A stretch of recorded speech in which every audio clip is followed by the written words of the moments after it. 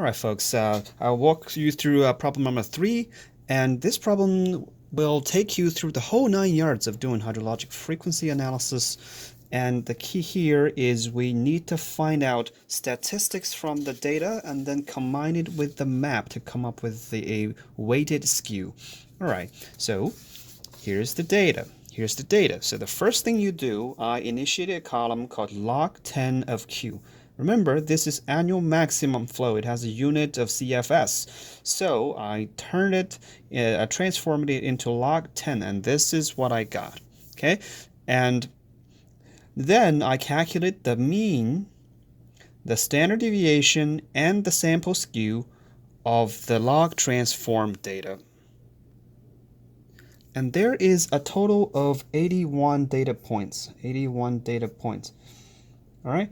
Although we calculated all this, the problem for doing this problem, we want to be working with the weighted skew.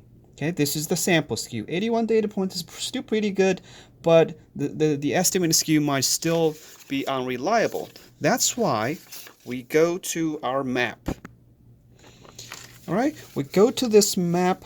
I printed my slides in a slightly different order. Okay, this is the map skew, and Hoggestown, Pennsylvania is around here. So it's surrounded by 0.3 and 0.5. If I read it, I would say that this place, the map skew would be around 0.4. Okay, so I'm going to write this here. Map skew is 0.4.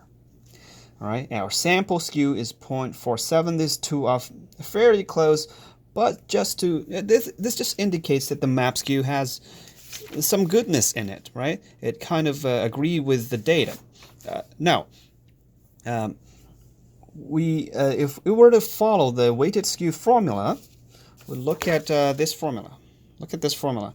We have the variance of the sample skew plus the variance of the map, which is 0.3025, and this formula gives us, then we weight them, GS and GM, and we get the weighted skew. So the problem is, where do you find this? Okay, the same as problem 2. The same as problem 2. To find out GS is not the variance of the data. Okay, again, I want to say this is not variance of data. This is the variance of the skew estimate, which is a measure of how accurate this GS estimate is. So we go to this formula. We got to use this formula. Okay, they got to use this formula. And I know that my GS here is 0.4731. 0.731. And it's less than 0.9, so we go with this formula for A. It's less than 1.5, so we go with this formula for B. Therefore, I calculate that my A is this thing, and we calculate that it gives me minus 0.29. And B, this is 0.94 minus 0.26. Okay, this formula right here. GS, and you run your calculator, it gives you something. Okay, it gives you some values. I want you to calculate that value. And then we calculate our variance of GS, this formula. Okay, variance of GS. N10 here, N is equal to 81. Okay, so you run this, and you get some number. Then our W, the weight, okay, the weight in the equation that our weighted skew is equal to weight times GS plus 1 minus W G map. So the weight, if we remember this from our slides, that's the variance of the map over the variance of the map plus the variance of the sample skew. So it is the variance of the map variance of the map skew 0.3025 plus 0.3025 plus this value that you calculate out of here. This value. that you calculate out of here. So I want you to calculate that value. Show me how you got that value. The weight is somewhere around 0.627. Yeah, because 0.628. All right, that's the weight. Okay. Then you got to show me how you got to calculate this. You get a GW.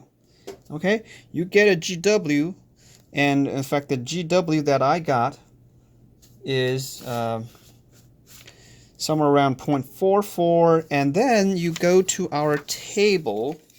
This K value, you look for the skew coefficient of 0.44. You note that there's a 0.4, there's a 0.5, so 0.44 is somewhere right in the middle between them. Okay, and for 2 year, out of this two, the average of the two, one is minus 0.08, one is minus 0.06. Then we get that the K factor is around I calculated is around 0.07. Okay, 0.07, actually 0.072 or something like that. Then you go and take the K factor. All right. Then you use this equation. You say log of my Q is equal to the log mean, which is which is this 30.8579 plus this K times the sample standard deviation, okay, 0.1825, and then you will get Q is equal to 10 of log Q. Okay, so then you get 2 year. Okay, when you change to 50 year, this K will change. It will be a different value. Similarly, go to 100 year, that will be another different value. Okay, so I stop here for question problem number 3.